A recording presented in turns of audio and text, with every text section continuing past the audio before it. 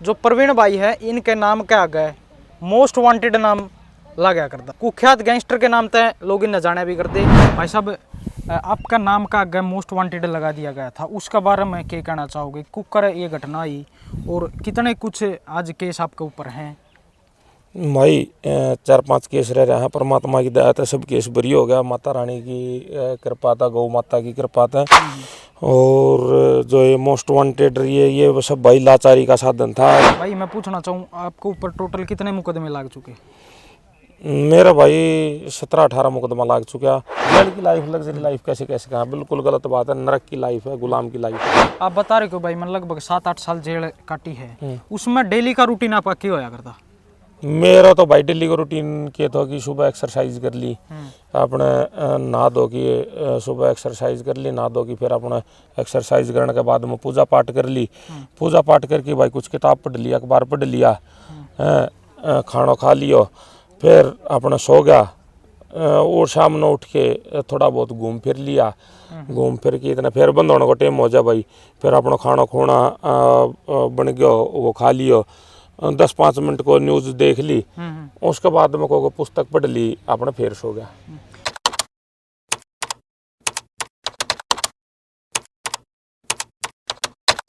भाई राम राम सभी साथियों को, स्मार्ट हरियाणा यूट्यूब चैनल जितने भी साथी देख रहे हैं सबको हाथ जोड़ के प्रणाम। भाई फिलहाल आप ही गांव सालावास के अंदर मौजूद हैं। जो अपने साथ में साथी दिख रहे हैं ये अपने बड़े भाई प्रवीण पंगाल नाम है इनका। और आपने एक बात और बता दूं मैं, जो प्रवीण भाई है इनके नाम के आगे मोस्ट वांटेड नाम लगाया करता, कुख्यात गैंगस्टर के नाम तय लोग इन न जाने भी करते। पर आज इसके बारे में पूरी की पूरी डिटेल निकालेंगे, भाई पे पूछांगे क्या कुछ इसी घटना आई जिस तरह आप इस रास्ते पर गए और अब आपकी ज़िंदगी में क्या सुधार करना चाहो हो। और फिलहाल आप इस जड़े लोकेशन पर खड़े, हाँ ये गौशाला का निर्माण होने लग रहा है और प्रॉपर तरीके से घुमा के दिखा दे भाई, ये गौशाला का निर्माण होने लग रहा है। प्रवीण भाई इधर गौशाला खोल रहे हैं जो कि विकलांग गौ माताओं के लिए, पशु पक्षियों के लिए, जो भी है भाई उनके लिए यहाँ पर गौशाला का निर्माण हो रहा है। पूरी की पूरी बातचीत प्रवीण भाई तक कराएं। सबसे पहले प्रवीण भाई राम राम। राम राम भाई। जो यह गौशाला है अपनी भाई इसके बारे में बता दो एक बार पहले। भाई गौशाला अपनी बनाने लग रहे हैं सालावास गांव में, सालावास से सुधराना रोड पे। अच्छा। और इसमें जो बेसहारा गाय घूमे हैं उनने भी रखांगा, और जो बेसहारा पीड़ित विकलांग बीमार एक्सीडेंट हुए गौ माता और जितना भी पशु पक्षी जीव जितना भी है उन सब ने लावांगा, उनको इलाज करांगा। उपचार मतलब एक चिकित्सालय उपचार केंद्र कह सको इसना आप। हर एक जीव में परमात्मा वास करा है तो सबके लिए है यार। अच्छा। गौ माता इनमें सब में पूजनीय है, विशेष है। तो गौ माता का नाम तो अपन ये शुरू कर रखी है, श्री नाथ सनातन समिति का नाम तो गौशाला है अपनी।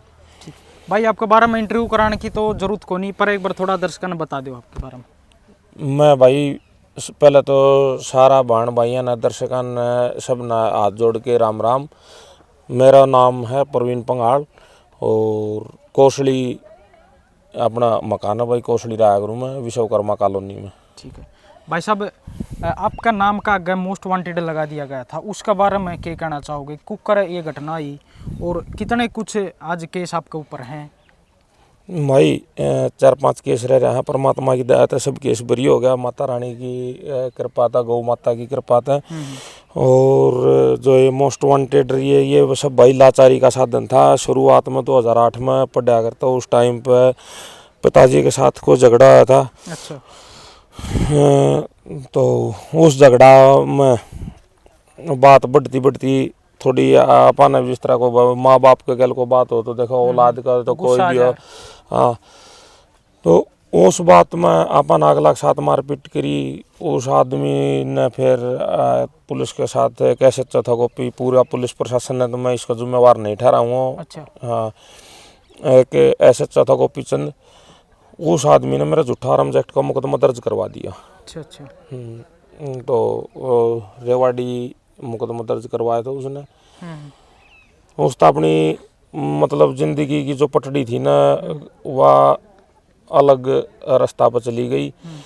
और मतलब वारम एक्ट का मुकदमा के बाद भी बार बार परेशान करते रहे वो आदमी। उसने ज़्यादा मतलब हद से ज़्यादा हरासमेंट करके और अपनी लाइफ बदल दी और मतलब इस रास्ता पर ज़बरदस्ती धक्का दिया। अच्छा भाई, मैं पूछना चाहूँ आपको ऊपर टोटल कितने मुकदमे लाग चुके?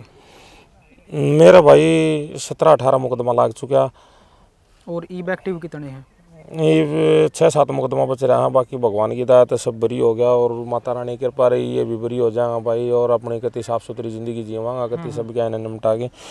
कुछ भाई जिस तरह समाज में कुछ युवा बालक हैं वो इस लाइन में ज़्यादा पढ़ने की कोशिश करें ही बे, अगर भाई मम्मी बदमाश बन जावा, मम्मी काली गाड़ी रखा और इन चीज़ों के बारे में मतलब ज़्यादा घुसने की प्रयास करें हैं, उन्हें क्या राय देना चाहोगे?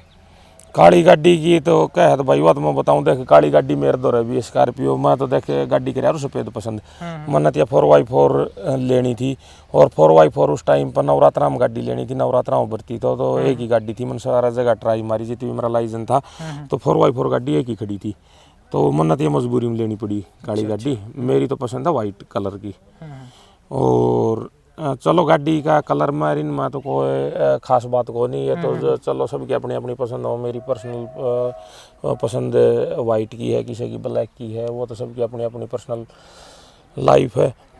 रही बात क्राइम की, तो जो क्राइम वाली लाइन है, जो लोग गैंगस्टर बनना चाह रहे हैं या कुछ भी है, तो यह नरक की लाइफ है। मैं तो जो नया युवा साथी हैं उन्हें एक ही चीज़ कहना चाहूँगा कि बिल्कुल नरक की और एक गुलामी की लाइफ है। इस लाइफ में भाई कुछ भी नहीं है, कितनी सिवाय बर्बादी का कुछ नहीं है। एक मतलब गैंगस्टर की लाइफ तब बढ़िया है ना, उसने आप गैंगस्टर तब बढ़िया गुलाम कह सको कि एक गुलाम की ज़िंदगी जीना है। जेल के अंदर का आप कितने साल जेल में रह के आए हो? मैं भाई कुल मिला के मानो कि अपनी ज़िंदगी का 7-7.5 साल का लगभग जेल काट दी मैंने। ज़िंदगी की जो मतलब एक कामयाब होने की, जो ज़िंदगी खेलने कूदने की, परिवार का साथ रहने की, पढ़ने लिखने की, और एक जो कामयाब होने की उम्र है ना, जो परिवार के साथ बड़का के साथ रहने की है, वह उम्र जेल में गई। और वह चीज़ उल्टी नहीं आ सकती। आदमी हर एक चीज़ उल्टी ले सके, पर समय जो बीत गया वो वापस नहीं आ सके। ठीक। जो कुछ युवा बालका के दिमाग में यह बर रहा है कि जेल के अंदर की जो जिंदगी है वह ऐशो आराम क्यों है, भीतर चलाने फोन मिला है और जिम मिला है, ईसा इन चीज़ों में कुछ सच्चाई है? अगर फोन चलाने खातर आदमी जेल में जा तो फोन अपना तो खुल रहा भाई। या तो कोई बड़ी बात को नहीं जेल में जाके फ़ोन चलावा, या तो एक मूर्खताड़ी बात है। अगर फ़ोन चलाना हो तो आप घर में 24 घंटा मिला है।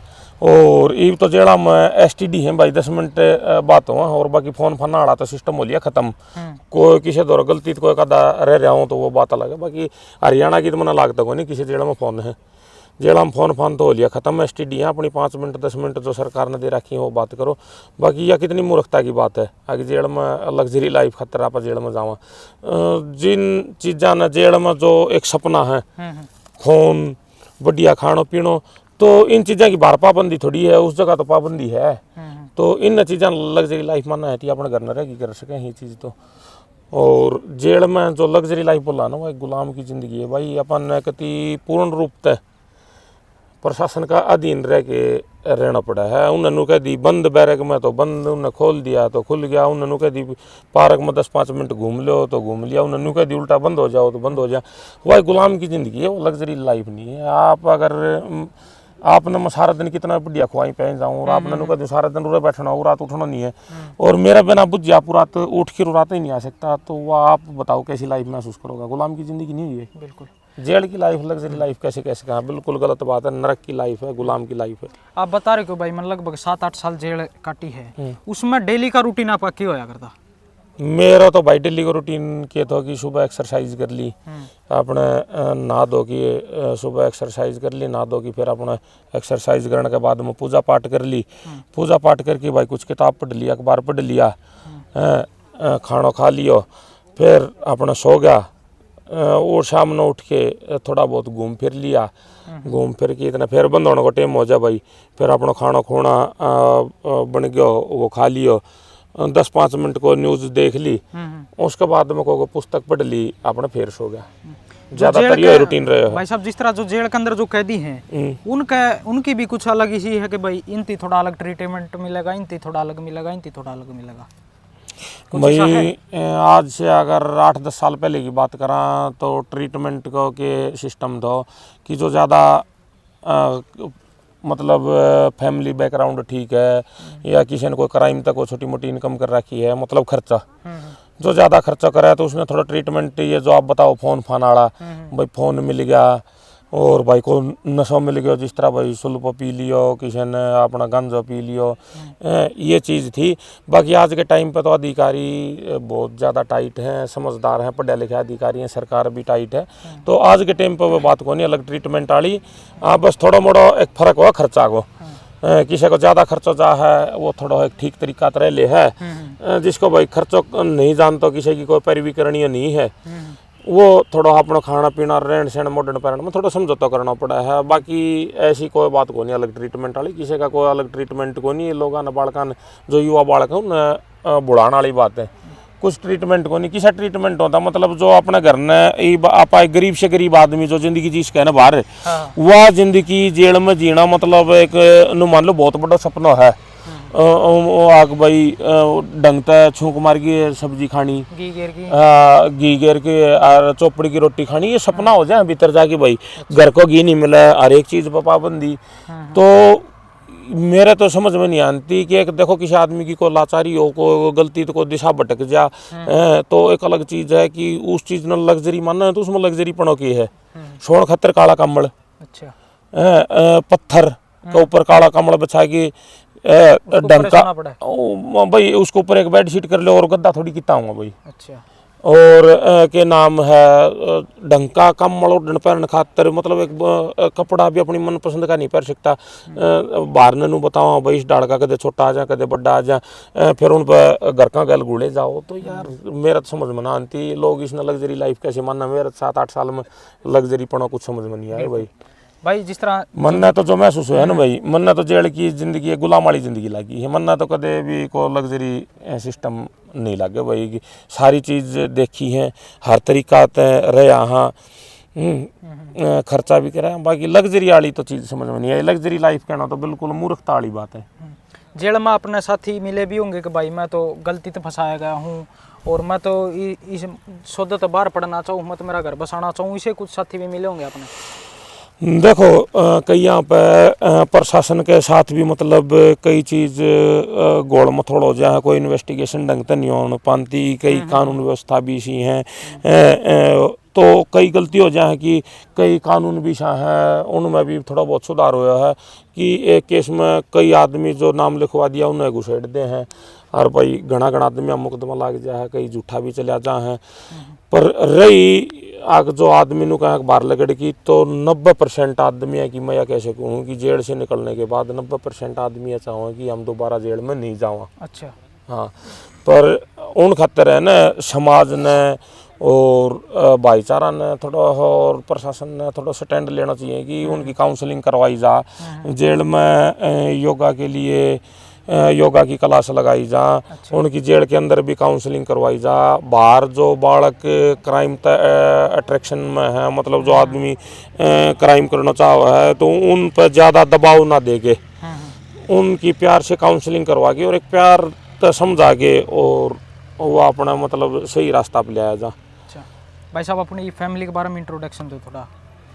फैमिली तो भाई माँ है, बाप है, बालक है, घराड़ी है, भाई है, फैमिली कंप्लीट। शादी कब हुई थी भाई? 2018 में हुई थी भाई। अच्छा अच्छा। आप एक पद यात्रा शुरू करने की कहो हो जिसमें आप कि भाई जो बच्चे हैं, जो युवा साथी हैं, वो बदमाशी लाइफ तो दूर रह की बढ़िया अपने फिट रहें और देश का खातर कुछ करें और अपने माँ बाप की सेवा करें, इस खातर आप यात्रा शुरू कर रहे हो, पद यात्रा।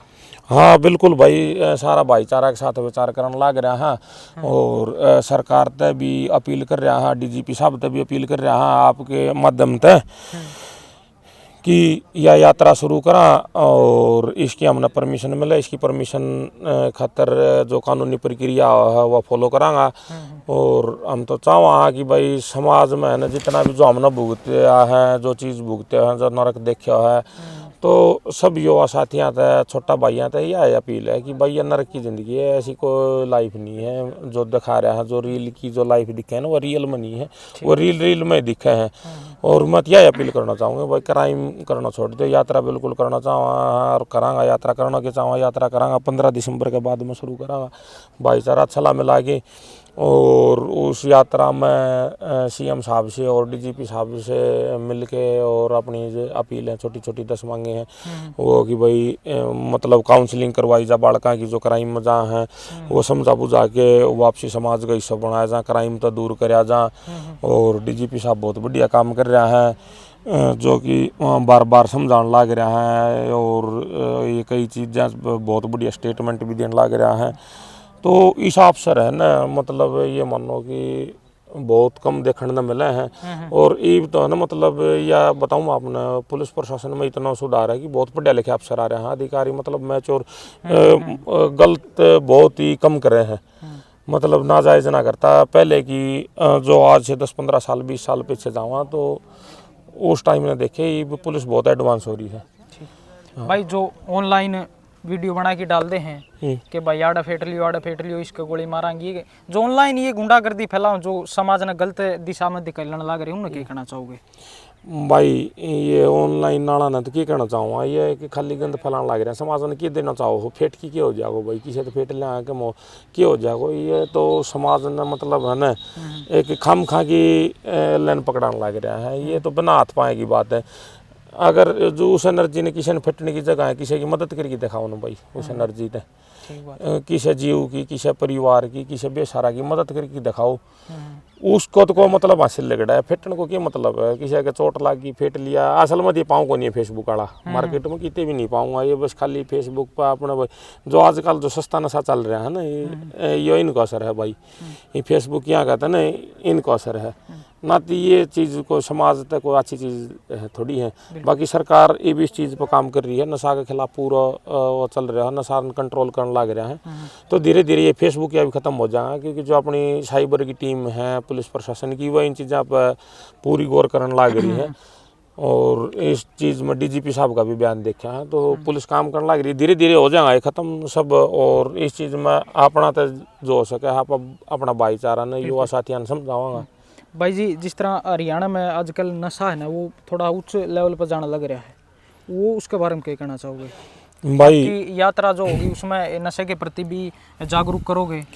भाई बिल्कुल, देख नशा का बारे में मैं बिल्कुल कति स्पष्ट एक बात कहना चाहूँ हूँ कि नशा बेचनिया ने और नशा जो ये करनिया है कि अपने देश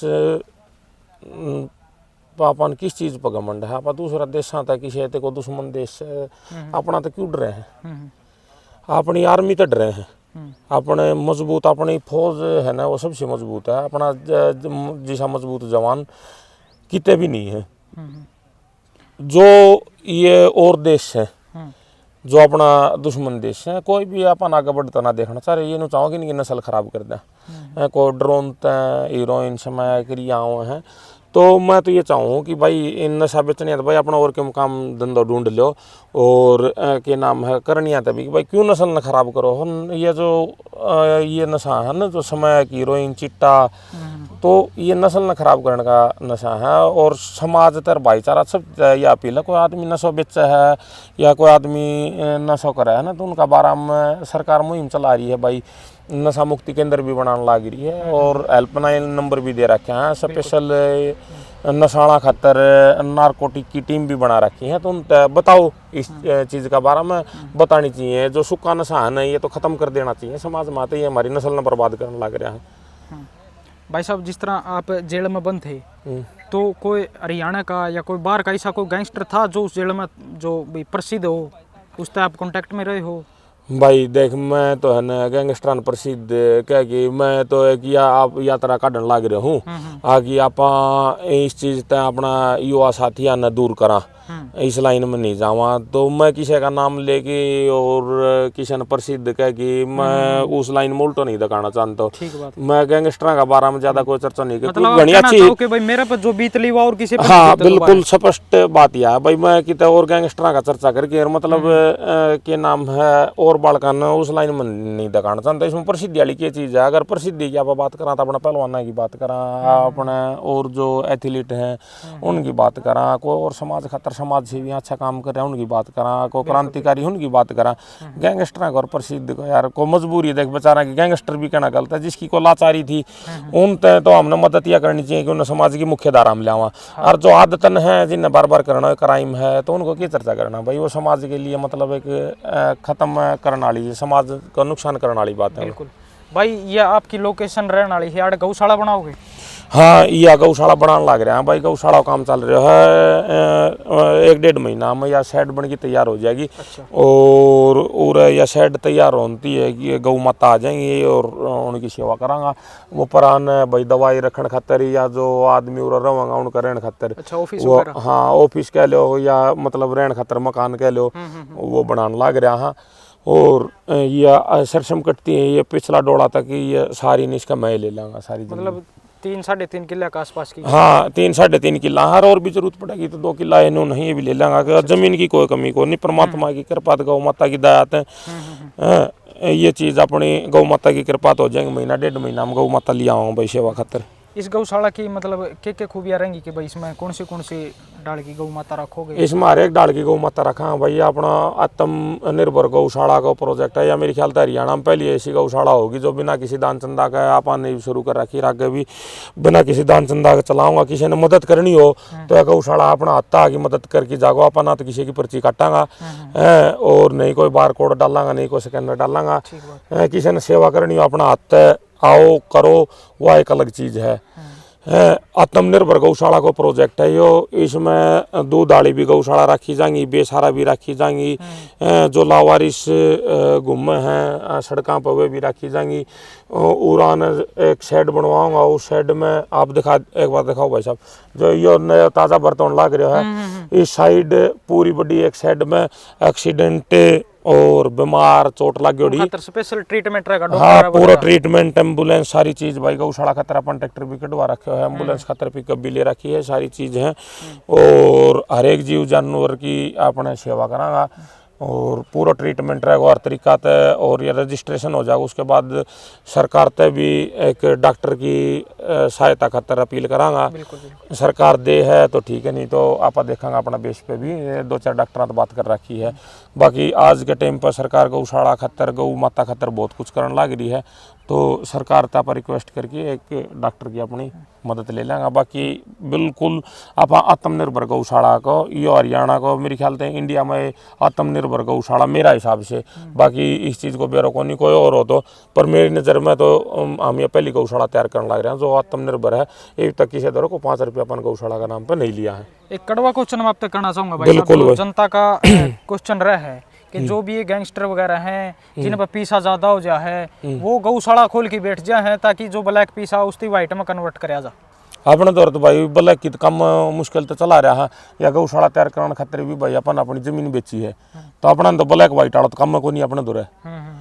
ब्लैक वाइट आड़ो तो जब होगा ना भाई, जब अपने दौर पैसा इतना बड़ा बावड़ा हूँ अपन तो या गौशाला करिए भाई। पिताजी का नाम 2350 गज जगह थी, उस माते 325 गज बेची है भाई, उस तो काम चला रहा है आप। अच्छा, अपने दौर ब्लैक कितना होता, अपने तो कम मुश्किल चल रहा है भाई। ठीक बात है।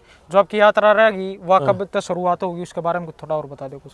यात्रा 15 दिसंबर के बाद शुरू करांगा भाई। डेट फिक्स सारा भाईचारा तय मिल की बोल बतला की डेट आप तो बता दी जाएगी, और जिस टाइम पर यात्रा करांगा उस टाइम पर आपको सहयोग रहेगा, क्योंकि मीडिया का सहयोग तय हम सब तय यह बात पहुँचा सकें, तो आपका सहयोग की बिल्कुल जरूरत रहेगी और आप तो तारीख बता देंगे।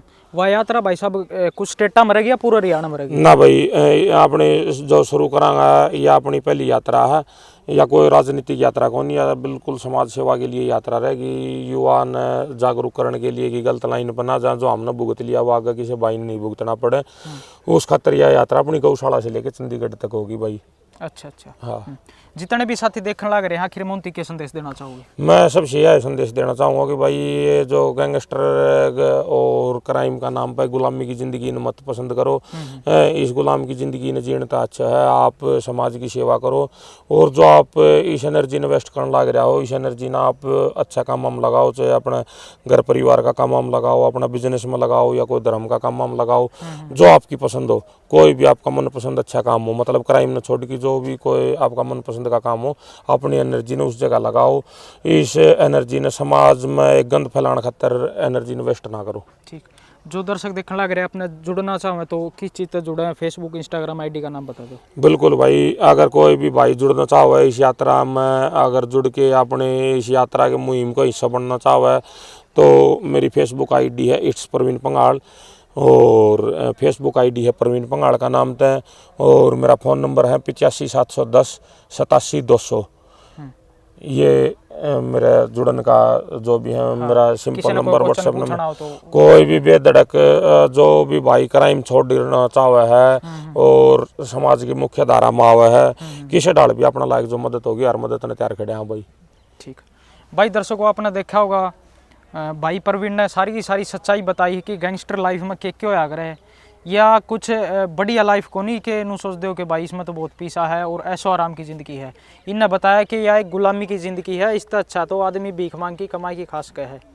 तो भाई आप सब तब यह अपील है कि भाई नशे पत्ता तो दूर रहो और बढ़िया समाज के खातिर काम करो, अपने देश के खातिर और अपने माँ बाप की सेवा करो और बाइक यात्रा तो जरूर जुड़ियो और वीडियो ना ज़्यादा ज़्यादा शेयर कर दियो। कड़क कड़क वीडियो देखने लग रहे हो, कमेंट बॉक्स में कमेंट जरूर कर दियो। मिलते हैं तब तक किसी नई अपडेट के साथ। जय हिंद, जय हरियाणा।